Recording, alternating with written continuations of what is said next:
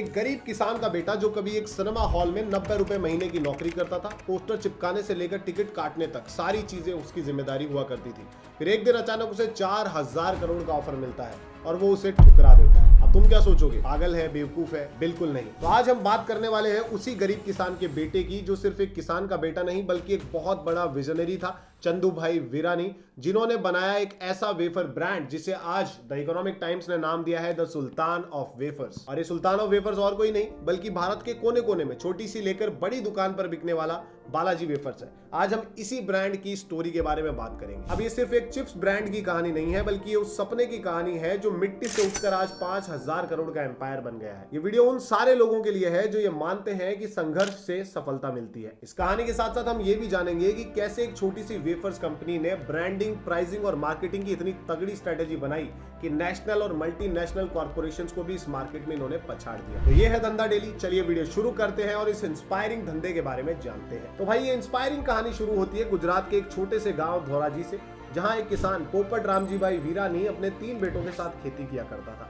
अब घर में कुछ ज्यादा नहीं था लेकिन मिट्टी से लगाव था, फसल अच्छी हो जाया करती थी। अब सब कुछ ठीक चल रहा होता है तभी जिंदगी अपना मोड़ लेती है और उनके गांव में सूखा पड़ जाता है, सारी फसल बर्बाद हो जाती है। तब ये किसान एक बहुत बड़ा फैसला लेता है कि सूखा पड़ने के बाद अब खेती में कुछ ज्यादा फायदा मुनाफा रह नहीं गया है तो क्यों ना जमीन को बेचकर कुछ काम शुरू किया जाए। तो ये किसान सन 1972 में अपनी जमीन का सौदा कर देता है और उस समय उस जमीन के 20,000 रुपए इन्हें मिलते हैं, जो जमीन के हिसाब से उस समय काफी बड़ी रकम थी। अब जब हाथ में इतने पैसे आए तो वीरानी परिवार ने सोचा कि क्यों ना अपना खुद का धंधा शुरू किया जाए। अब गुजराती लोगों का बिजनेस सेंस, धंधे वाला सेंस तो वैसे ही मशहूर है, तो भैया पोपट भाई वीरानी ने इस फील्ड में अपना कदम रखा। अब क्योंकि ये किसान थे, खेती के अलावा इन्हें ज्यादा कुछ आता नहीं था, तो इन्होंने अपना धंधा भी खेती के अराउंड ही बनाया। इन्होंने फार्म इक्विपमेंट्स बेचना शुरू किया।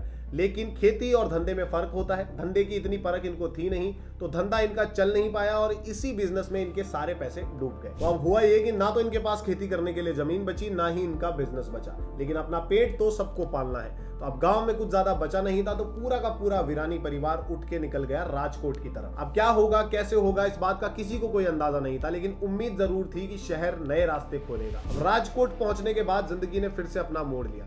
इस किसान के 3 बेटों में से एक बेटे चंदू भाई वीरानी ने एस्ट्रो सिनेमा नाम के सिनेमा हॉल में गेट कीपर की नौकरी शुरू की और इसी तरह पूरा परिवार कोई ना कोई छोटी मोटी जॉब वहां पकड़कर सेटल हो गया। अब इस सिनेमा हॉल में चंदू भाई हर छोटे से छोटा काम करते, टिकट काटना, पोस्टर चिपकाना, सीट की सफाई करना, गार्ड की नौकरी, जो कुछ भी इन्हें बोला जाता बिना उसे एक बार भी ठुकराए ये करते।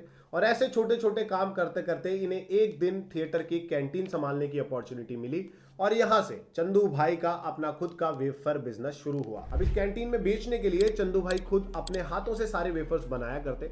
अब सोचो उनकी जगह किसी और वेंडर को ये काम मिलता तो क्या वो इतनी शिद्दत से इस काम को करता? बिल्कुल नहीं। उसके लिए सिर्फ एक ये नौकरी होती, सिर्फ काम निपटाने वाली सोच होती, दिल से कुछ बनाने वाली सोच नहीं होती। लेकिन चंदू भाई के लिए ये सिर्फ एक नौकरी नहीं थी, उनके लिए ये खुद का कुछ बहुत बड़ा करने की एक बड़ी अपॉर्चुनिटी थी।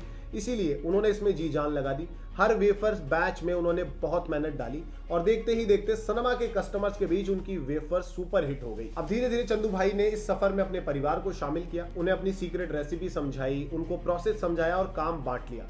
अब काम कम हो गया और वेफर्स बनने की जो कैपेसिटी थी वो काफी ज्यादा बढ़ गई। अब जब प्रोडक्शन बढ़ा तो चंदू भाई ने अपना व्यापारी वाला दिमाग लगाया और उन्होंने सोचा कि सिर्फ एक सिनेमा हॉल तक सीमित क्यों रहे। तो उन्होंने आसपास के सभी सिनेमा हॉल्स में बात करी, सैंपल्स दिए और वहां भी अपने वेफर सप्लाई करना शुरू किया। अब इसके बाद चंदू भाई ने एक और बड़ा जंप मारा। इन्होंने रिटेलर से बात करके छोटी दुकानों तक अपना प्रोडक्ट पहुंचाया और देखते ही देखते इनके वेफर्स की डिमांड बहुत ज्यादा बढ़ने लगी। अब जब डिस्ट्रीब्यूशन इतनी तेजी से चल रहा था तो हाथों से वेफर्स बनाकर सप्लाई करना पॉसिबल नहीं था।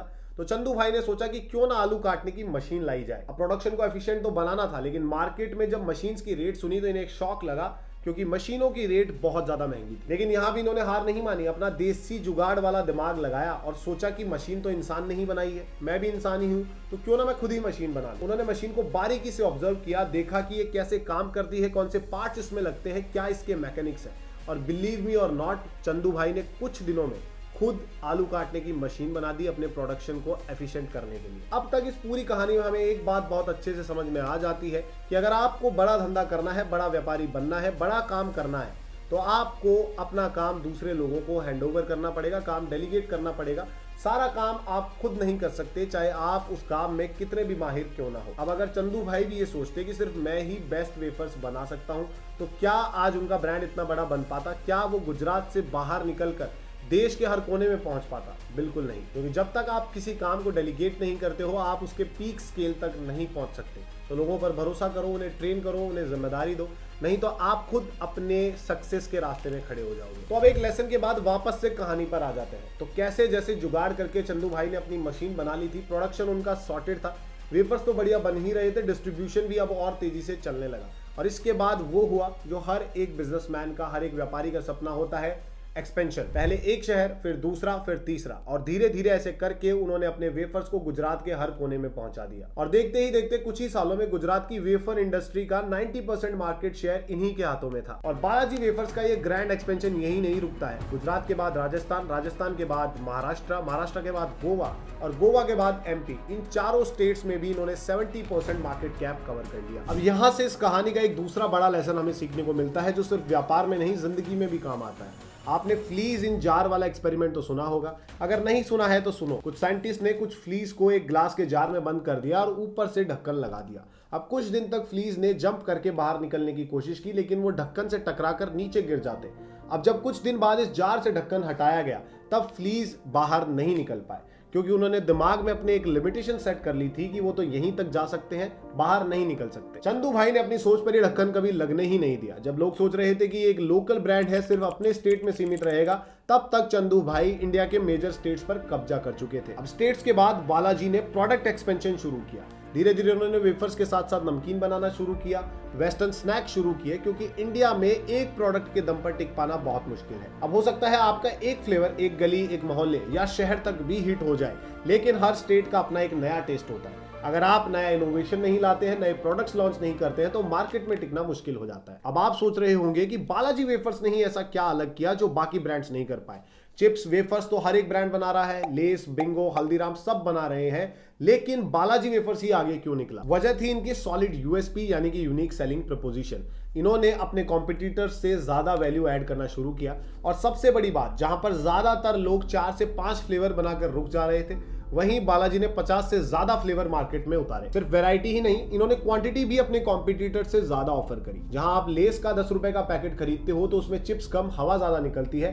कंपैरेटिवली जब आप 10 रुपए का बालाजी वेफर्स का पैकेट खरीदते हो, तो भर भर के वेफर्स मिलते हैं। और इस चीज को भैया ब्रांड ने अपने एड्स में भी हाईलाइट किया है, हवा कम, चिप्स ज्यादा। अब इनकी ये जबरदस्त ग्रोथ देखकर भैया पेप्सिको जैसा जायंट भी हिल गया। उन्होंने 4000 करोड़ में बालाजी वेफर्स को खरीदना चाहा, लेकिन चंदू भाई ने जो जवाब दिया इस बात का, उसने सबका दिल जीत लिया। उन्होंने कहा कि मेरी कंपनी मेरे बच्चों की तरह है और मैं अपने बच्चे नहीं बेचता। ये सिर्फ एक बिजनेसमैन का जवाब नहीं था, एक विजनरी, ग्राउंडेड और इमोशनली कनेक्टेड बंदे का जवाब था। ये वो इंसान था जो सिर्फ पैसा कमाने नहीं, बल्कि लेगेसी बनाने आया था। आज बालाजी वेफर्स की सबसे बड़ी स्ट्रेंथ है इनकी प्रोडक्शन और एक्सपेंशन कैपेसिटी। ये कंपनी हर दिन 8 लाख किलो वेफर्स और 10 लाख किलो नमकीन बना सकती है। आज इस कंपनी की वैल्यूएशन 5000 करोड़ रुपए की है। तो गुजरात के एक छोटे सा सिनेमा हॉल की कैंटीन से शुरू हुई ये कंपनी आज भारत की सेकंड लार्जेस्ट वेफर ब्रांड है। तो दोस्तों, ये थी कहानी बालाजी वेफर्स की और उसको शुरू करने वाले इंस्पायरिंग ग्रेट विजनरी चंदू भाई वीरानी की। इस इंसान ने पूरी दुनिया को यह दिखा दिया कि अगर कुछ कर गुजरने का जज्बा बहुत बड़ा हो,